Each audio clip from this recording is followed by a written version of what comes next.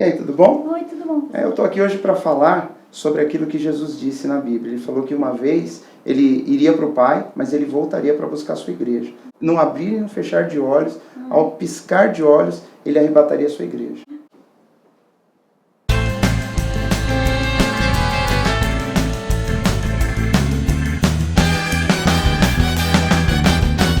Arrebatamento, grande tribulação, milênio, volta de Jesus, são assuntos muito interessantes. Eu particularmente gosto muito. Mas existe muita especulação sobre isso por aí, né? Então nada melhor do que a gente ver o que a Bíblia fala sobre esses assuntos, certo? Certo. E para isso, tá aqui comigo hoje o pastor Luciano. Tudo bem? Tudo bom? Ele é pastor da nossa filial de Poá, lá da Igreja Bíblica da Paz. E ele dá aula no curso de teologia que tem lá na igreja também. E escatologia é uma das matérias que ele ministra. Inclusive é uma das favoritas do pessoal, né? A galera sai toda empolgada. O pessoal gosta desse assunto, né? É um assunto que chama atenção. Verdade. Como esse assunto é muito complexo e seria impossível nós falarmos em 5 minutos ou no máximo 10 minutos, nem uma hora daria para falar sobre tudo, né? Não daria. Então eu pedi nas minhas redes sociais que o pessoal enviasse perguntas pra gente responder aqui no vídeo. Pra gente é muita gente, né? Na verdade, pro senhor responder. Então vamos lá? Vamos tentar. Bora lá. A pergunta número 1, quem fez foi a Shirley Fuentes.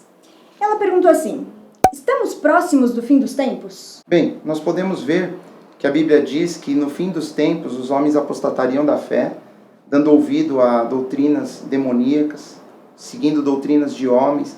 A fé deles se esfriariam, eles se afastariam da verdade. Esse seria um sinal bem claro de que nós estaríamos muito próximos do fim, né? A Bíblia também dá a entender, Paulo, numa de suas cartas, ele dá a entender que os homens se afastariam da verdade e seriam corruptos, eles seriam desafeiçoados, eles começariam os filhos, eles teriam cada vez menos respeitos por pai e mães. Então a gente começaria a perceber na sociedade uma deterioração geral, um afastamento daquilo que é bom, um afastamento até de Deus, um questionamento maior do que antigamente era, se Deus é verdadeiro ou não, um aumento talvez de doutrinas que negam a existência de Deus. Esses são sinais muito, muito claros do fim dos tempos. Além de ter aqueles sinais todos que Jesus disse que aconteceriam próximo ao fim, né? Que antes do fim, antes da vinda dele, antes das coisas se cumprir, que viessem a se cumprir, aconteceria uma série de eventos, o mundo experimentaria cataclismas, experimentaria aflições, dores, e eu creio que essas coisas têm acontecido, e eu creio que nós estamos realmente bem próximos daquilo que Jesus disse que iria acontecer. Também acho. A pergunta número 2 foi feita pelo Carlão Messi. Ele diz assim: como serão os últimos dias aqui na Terra? O que acontecerá com os que se arrependeram e seguiram os caminhos de Deus, e os que não se arrependeram e desafiaram os mandamentos de Deus?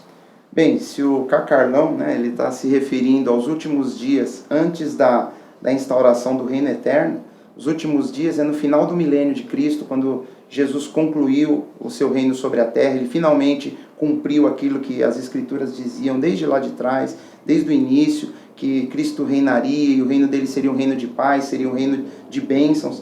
Quando Jesus termina os últimos dias na terra, a terra ela experimentou a presença de Deus fisicamente através do Rei Cristo, Jesus, e a terra já não tem mais desculpa para dizer que não conheceu a Deus. Então a Bíblia nos mostra ainda que no fim, depois de tudo isso, ainda vai ter uma separação clara de homens ímpios, pessoas que vão se levantar contra o Senhor, que vão querer se rebelar contra Ele, e aí é quando Deus ele instaura o trono branco. Nesse momento, aqueles que durante toda a história da humanidade buscaram a Deus, entregaram o seu coração para o Senhor, olharam para a palavra de Deus como a verdadeira palavra do Senhor, olharam para Cristo como o Salvador de suas vidas, essas pessoas serão, logicamente, convidadas a passar a eternidade com Ele. E todos aqueles que rejeitaram, que todas as oportunidades que Deus vem dando desde lá do princípio, porque muitas pessoas não sabem, Deus ele quer salvar a humanidade, ele está fazendo de tudo, desde o dia que o homem decidiu por conta própria, viver por conta própria e se afastou do Senhor, Deus tem feito de tudo, ele tem dado tudo de si. A Bíblia diz que ele amou o mundo de tal maneira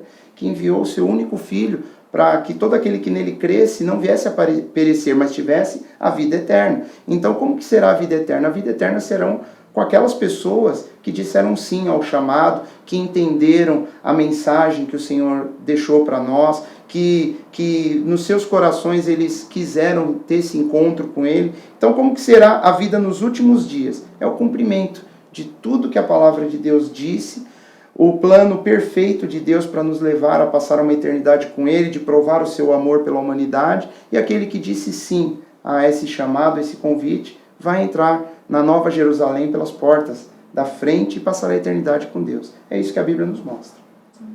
A terceira pergunta foi feita pela Isa Rabelo, lá pelo Snapchat, e a Daniele de Almeida, no Facebook, fez também a mesma pergunta, só que com palavras diferentes.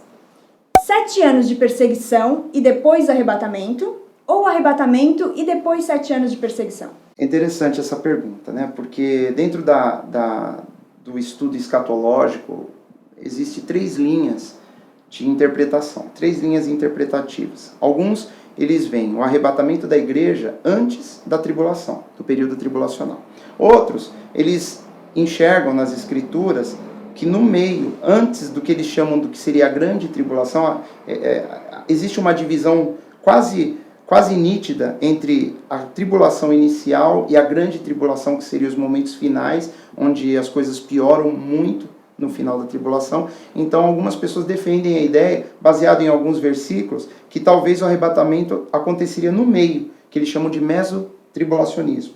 O antes da tribulação, pré-tribulacionismo, e tem uma linha que olha para as escrituras e, ao interpretar as escrituras, enxergam que o arrebatamento seria depois da tribulação. Então, ao final da tribulação, junto com a vinda de Jesus, ocorreria o arrebatamento. Eu não gosto desse, não. Primeiro que causa um pouco de tumulto, até na ordem das coisas. Jesus está voltando, a igreja está subindo e Jesus encontra nos ares.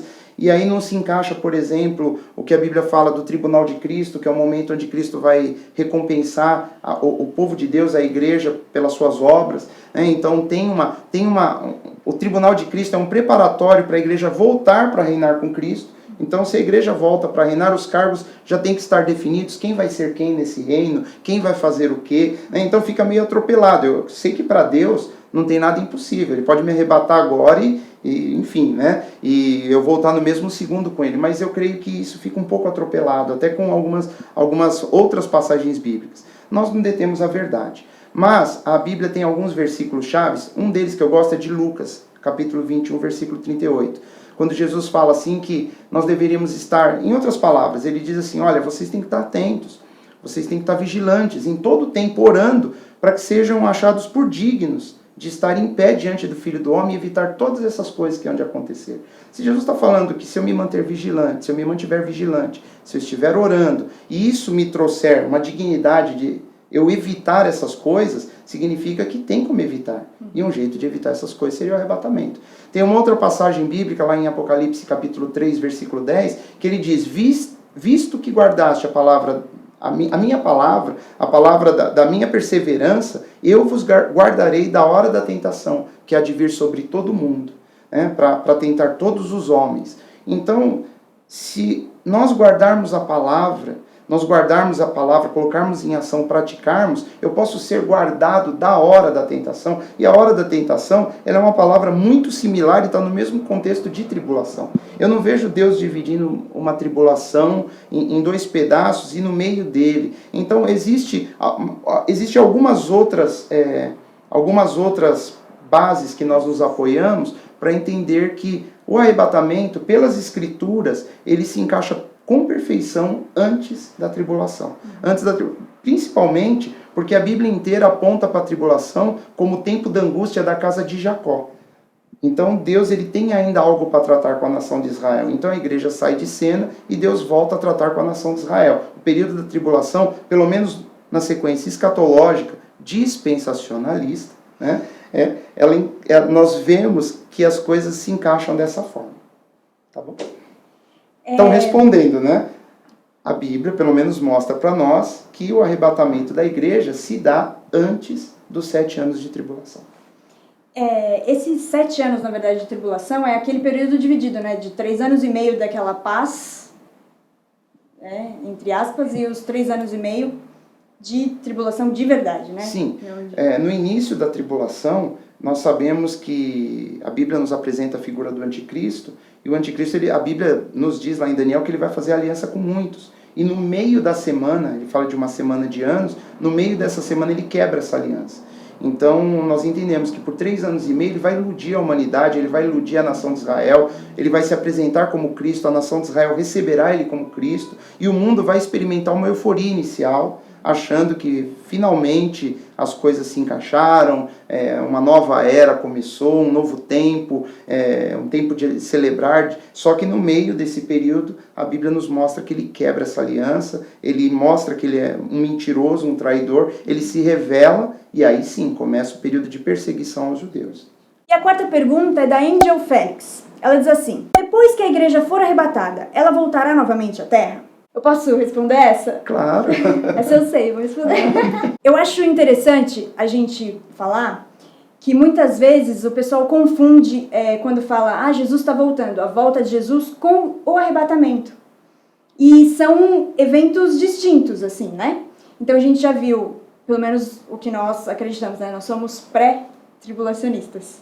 É isso? Isso. Então, acontece o arrebatamento, a igreja é arrebatada, e Jesus encontra com a igreja nos ares, a Bíblia diz, né? Uhum. E enquanto isso tem o período aqui, os 7 anos de tribulação, e depois desses 7 anos, Jesus volta para a terra, e aí seria a segunda vinda de Jesus, é a volta de Jesus, que na verdade a gente sempre fala, Jesus está voltando, e na verdade essa volta de Jesus se dá depois do período da tribulação. Sim. Que é respondendo a pergunta dela, então ele volta e a igreja volta com ele para reinar aqui na Terra durante o milênio. Sim, só para deixar um pouco claro, né, a nossa confusão que nós fazemos sobre o arrebatamento e a sua vinda para reinar, na realidade para a igreja, a vinda de Jesus é uma só. Para nós, a vinda dele é quando ele vem nos buscar. E para o mundo, a vinda dele é quando ele vem para reinar. Né? A questão é que são 2 grupos diferentes experimentando a vinda dele em momentos diferentes. Né? Então, por isso que faz muita confusão, mas está perfeito, é isso mesmo. A igreja volta para reinar. Nós vemos até a preocupação dos discípulos lá, querendo falar, Senhor, olha, no teu reino, quando vier o teu reino, eu quero sentar à tua esquerda, à tua direita. Eles estavam com um foco, talvez eles não soubessem do arrebatamento, da vinda, eles achavam que ia ser naquele momento. Né? Mas eles tinham essa visão, e essa visão nós temos. Alguns sentaram muito próximos, outros já nem tanto, e outros vão servir mais de longe, e isso tem a ver com os galardões. Né? Galardões, né? Por isso, igreja, tem que buscar fazer coisas para Deus aí. Né? Primeiro, você foi salvo por amor. Mas agora, uma vez salvos, vamos trabalhar com amor para Jesus e Ele vai recompensar cada um segundo suas obras. É o que diz a palavra de Deus. A quinta pergunta foi o Felipe Melo que enviou e ele perguntou assim: amilenismo e pré-amilenoísmo, o que é isso? Bem, Parou. E aí, pessoal, tudo bem? Estão gostando do vídeo? Desculpe interromper, mas é que nós dividimos ele em 2 partes. Você pode conferir a continuação semana que vem aqui no Biblá. Enquanto isso, curta e compartilhe. E não se esqueça de se inscrever também no canal, beleza? Até semana que vem. Tchau, tchau.